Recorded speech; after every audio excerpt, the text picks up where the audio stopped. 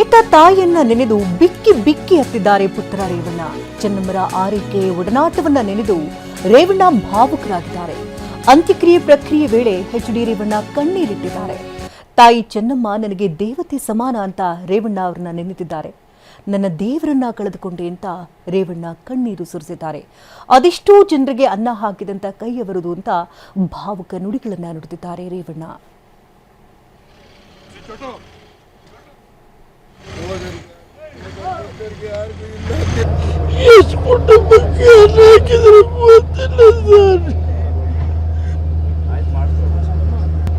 ಆ ಟೈಮಲ್ಲಿ ಅವರು ಕೆಲವು ಓದೋ ಮಕ್ಕಳಿಗೆಲ್ಲ ಅನ್ನ ಹಾಕಿದ್ರು.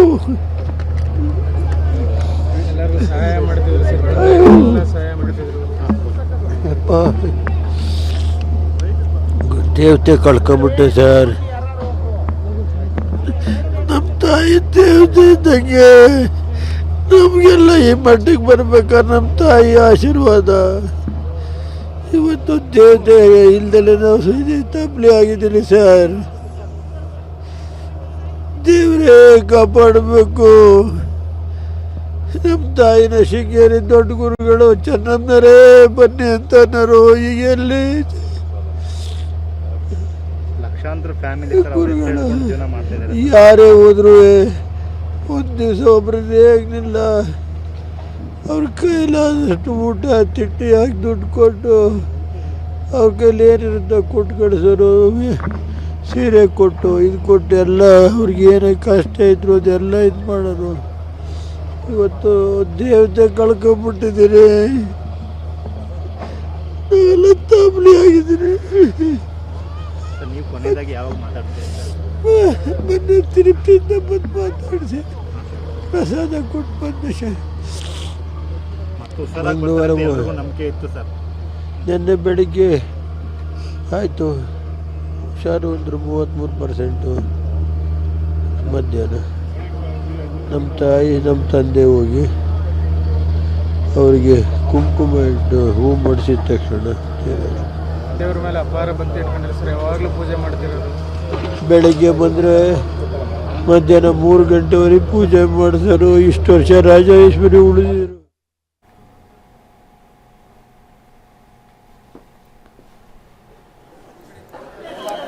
ಇನ್ನು ತಾಯಿಗೆ ತನ್ನ ಮೇಲೆ ಹೆಚ್ಚಿನದಾಗಿ ಪ್ರೀತಿ ಇತ್ತು ಅಂತ ಎಚ್.ಡಿ. ಕುಮಾರಸ್ವಾಮಿ ಮಾತನಾಡಿದ್ದು, ಪ್ರತಿ ವಿಚಾರದಲ್ಲೂ ಕೂಡ ನಮ್ಮ ಜೊತೆಗೆ ಅಮ್ಮ ನಿಲ್ತಾ ಇದ್ರು. ಎಲ್ಲಾ ದಂಪತಿಗೂ ನನ್ನ ಅಮ್ಮ ಮಾದರಿಯಾಗಿದ್ರು ಅಂತ TV9ಗೆ ಪುತ್ರ ಎಚ್.ಡಿ. ಕುಮಾರಸ್ವಾಮಿ ಮಾತನಾಡುವಂತ ಸಂದರ್ಭದಲ್ಲಿ ಹೇಳಿದ್ದಾರೆ. ಕೇಂದ್ರ ಸಚಿವರಂತ ಕುಮಾರಸ್ವಾಮಿ ಅವರ ನೇರವಾಗಿ ಮಾತಾಡ್ತೀನಿ ಸರ್. ಈಗ ಇವತ್ತಿನ ಕಾರ್ಯಕ್ರಮ ಏನೇನಿದೆ ಸರ್? ಬೆಳಿಗ್ಗೆ 11 ಗಂಟೆವರೆಗೆ ಇಲ್ಲಿ ಪದ್ಮನಾಭ ನಗರದ ಮನೆಯಲ್ಲಿ ಅಂತಿಮ ದರ್ಶನಕ್ಕೆ ಅವಕಾಶ ಮಾಡಿದ್ದೀವಿ. 11:11ವರೆಗೆ ಇಲ್ಲಿಂದ ಪ್ರಯಾಣ ಹೊಳೆನರಸೀಪುರಕ್ಕೆ ಹಾಸನದ ಮಾರ್ಗವಾಗಿ, ಅಂದರೆ ನೆಲಮಂಗಲ, ಅಲ್ಲಿಂದ ಚನ್ನರಾಯಪಟ್ಟಣ, ಹಾಸನಿಂದ ಹೊಳೆನರಸೀಪುರದಲ್ಲಿ ರಾತ್ರಿ ಅಂತಿಮ ದರ್ಶನಕ್ಕೆ ಅಲ್ಲಿ ಏರ್ಪಾಡು ಮಾಡಿದ್ದೀವಿ. ನಂತರ ನಾಳೆ 11 ಗಂಟೆಗೆ ರಂಗನಾಥ ಸ್ವಾಮಿ ದೇವಸ್ಥಾನದ ತಪ್ಪಲು ಅಲ್ಲಿ ತಳಗಡೆ ಏನಿದೆ ಆ ದೇವರ ಸಾನ್ನಿಧ್ಯ ತಳಗಡೆ ಒಂದು ಜಾಗ ಐಡೆಂಟಿಫೈ ಮಾಡಿದ್ವಿ. ಅಲ್ಲಿ ಅಂತಿಮವಾಗಿ ಅಂತ್ಯಕ್ರಿಯೆ ಮಾಡತಕ್ಕಂಥ ಕಾರ್ಯಕ್ರಮ. ತಾಯಿಯವರಿಗೆ ಚೆನ್ನಮ್ಮ ಪ್ರೀತಿಯ ಮಗ ಕುಮಾರ, ಯಾವಾಗಲೂ ಬಂದಾಗೆಲ್ಲ ಕುಮಾರ ಕುಮಾರ ಅನ್ನೋರು ಇತ್ತು. ಅವ್ರಿಗೆ ನನ್ನ ಬಗ್ಗೆ ಸ್ವಲ್ಪ ಹೆಚ್ಚಿನ ಪ್ರೀತಿ ಇದ್ದಿದ್ದು ನಿಜ. ಯಾಕೆಂದರೆ ಕಾರಣ ನಾನು ಬಡವರ ಬಗ್ಗೆ ಇಟ್ಟಿರ್ತಕ್ಕಂಥ ಅವರ ನಡವಳಿಕೆನ ನನ್ನ ಜೀವನದಲ್ಲಿ ನಾನು ಓಡಿಸ್ಕೊಂಡಿದ್ದೇನೆ. ಅದರಿಂದ ಸ್ವಲ್ಪ ಪ್ರೀತಿ ಅನ್ನೋದು ಸ್ವಲ್ಪ ಹೆಚ್ಚಿಗೆ ಇತ್ತು. ಬಟ್ ಎಲ್ಲರೂ ಒಂದೇ ರೀತಿ ಬೆಳೆಸಿದ್ದಾರೆ. ಸ್ನೇಹಿತರಾಗಿದ್ದಂಥವ್ರು ಎಲ್ಲ ವಿಚಾರನೂ ಶೇರ್ ಮಾಡ್ಕೋತಿದ್ರಿ, ಬಂದರೆ ಗಂಟೆಗಟ್ಟಲೆ ಕಾಲ ಕಳೀತಾ ಇದ್ರಿ. ಇಲ್ಲ, ಅವ್ರ ಜೊತೆಯಲ್ಲಿ ಸಮಯ ಸಿಗ್ತಾ ಇರಲಿಲ್ಲ.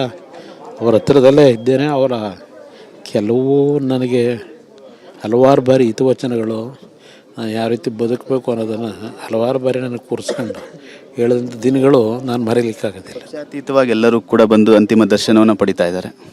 ಇಲ್ಲ, ಅದು ಎಲ್ಲರೂ ಬಂದು ಹೋಗ್ತಿದ್ದಾರೆ. ಹಲವಾರು ಪಕ್ಷದಲ್ಲಿರ್ತಕ್ಕಂಥ ನಾಯಕರುಗಳು ಸಹ ಅವರ ಒಂದು ಆರೈಕೆಯಲ್ಲಿ ಬೆಳೆದಂಥವ್ರೆ.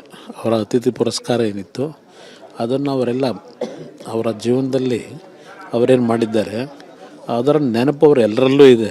ಪಕ್ಷಗಳು ಯಾವುದೇ ಇರಲಿ, ಯಾವುದೇ ರೀತಿಯಲ್ಲಿ ಬೇರೆ ಬೇರೆ ರೀತಿ ರಾಜಕೀಯವಾಗಿ ಬೇರೆ ಬೇರೆ ಇದ್ದರು, ಎಲ್ಲರಲ್ಲೂ ಅವರ ಬಗ್ಗೆ, ಅವ್ರ ನಡವಳಿಕೆ ಬಗ್ಗೆ ಒಂದು ರೀತಿಯಲ್ಲಿ ಒಂದು ಗೌರವಿಸುವಂಥ ಭಾವನೆ ಇಟ್ಕೊಂಡಿದ್ದಾರೆ. ಅದರ ಹಿನ್ನೆಲೆಯಲ್ಲಿ ಪಕ್ಷಾತೀತವಾಗಿ ಎಲ್ಲರೂ ಬಂದು ಸಹ ಅವರ ಅಂತಿಮ ದರ್ಶನ ಪಡೀತಿದ್ದಾರೆ. ರೂಪದ ಜೋಡಿ, ಆದರ್ಶದ ಜೋಡಿ, ಅದರಲ್ಲಿ ಯಾವುದೇ ಸಂಶಯ ಇಲ್ಲ. ಬಹುಶಃ ಇವತ್ತಿನ ಸಮಾಜಕ್ಕೆ ಇದು ಅವರಿಬ್ಬರ ಒಂದು ಅವರ ದಾಂಪತ್ಯ ಜೀವನ ಏನಿದೆ, ಬಹುಶಃ ಎಲ್ರಿಗೂ ಮಾದರಿ. ಈಗಿನ ಒಂದು ಪೀಳಿಗೆಗೆ ಬಹುಶಃ ಅಂಥ ಒಂದು ಇಬ್ಬರಲ್ಲೂ ಇದ್ದಂಥ ಬದುಕಿನ ಅರ್ಥ ಅವರಿಬ್ಬರಲ್ಲೂ ಕಂಡಿದ್ದೇವೆ. ಬಹುಶಃ ಅವರು ಎಂದೂ ಸಹ ಮುಖ್ಯಮಂತ್ರಿ, ಪ್ರಧಾನಮಂತ್ರಿ, ವಿರೋಧ ಪಕ್ಷದ ನಾಯಕರಿದ್ದಾಗಲೂ ಮನೆಯಿಂದ ಹೊರಗೆ ಬಂದವರಲ್ಲ.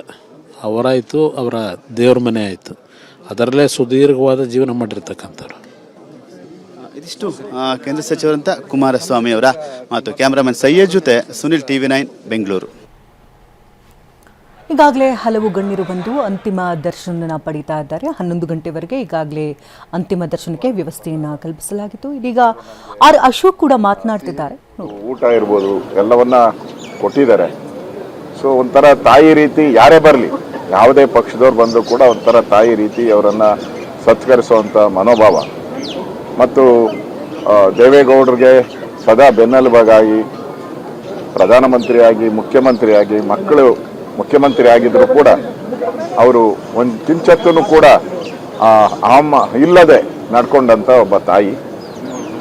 ಮಾನ್ಯ ಕುಮಾರಸ್ವಾಮಿಯವರು ಮುಖ್ಯಮಂತ್ರಿ ಪದವಿ ಸ್ವೀಕಾರ ಮಾಡುವಾಗ ವಿಧಾನಸೌಧದ ಹತ್ರ ಇವರು ರಾಜರಾಜೇಶ್ವರಿ ದೇವಸ್ಥಾನದಲ್ಲಿ ದೇವಿ ಮುಂದೆ ಕೂತಿದ್ರು. ಅದು ಕೂಡ ನಾನು ನೋಡಿದ್ದೀನಿ.